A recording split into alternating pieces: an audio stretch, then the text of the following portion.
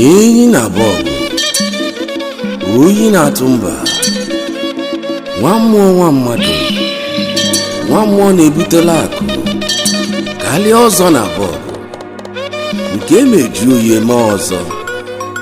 nwa chili nne ya ọzọ na Abogwu, enyi Abogwu, na akụ gị karịrị ọzọ, enyi Abogwu, oji moto eme ọgụ, enyi Abogwu,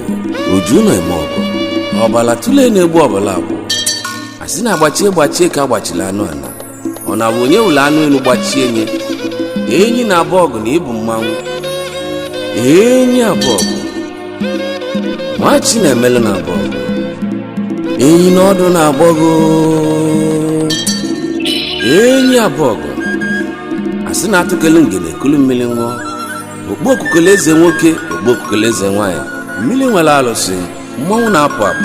mbala chukwu dị nsọ, mmiri na-abụ ọya, na mekene egwu, okpu okolo igwe,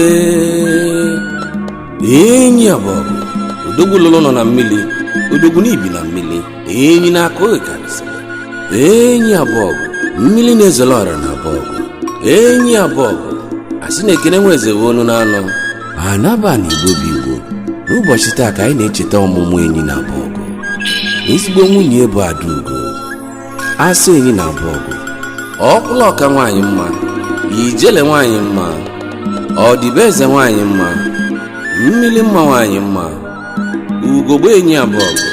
ezigbo nwunye isi mbụla ekene ka anyị kene gị maka ọ na-elote afọ ịgbalị n'elu afọ, na Chukwu tinyere ogologo ndụ na arụsị ike nye ha ọmụmụ na iwe akụ akụ na iwe enwe enwe. Enyi Abogwu, anyị si na eke ga-awalụghị ọjị o, oye ga-awalụghị ọjị o, afọ ga-awalụghị ọjị o, nkwọ ga-awalụghị ọjị o, ise. Enyi Abogwu, Adaugo, asị enyi Abogwu,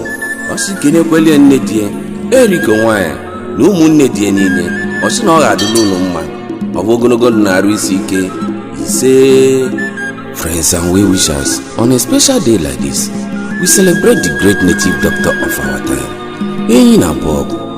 Happy birthday to you, many more years ahead.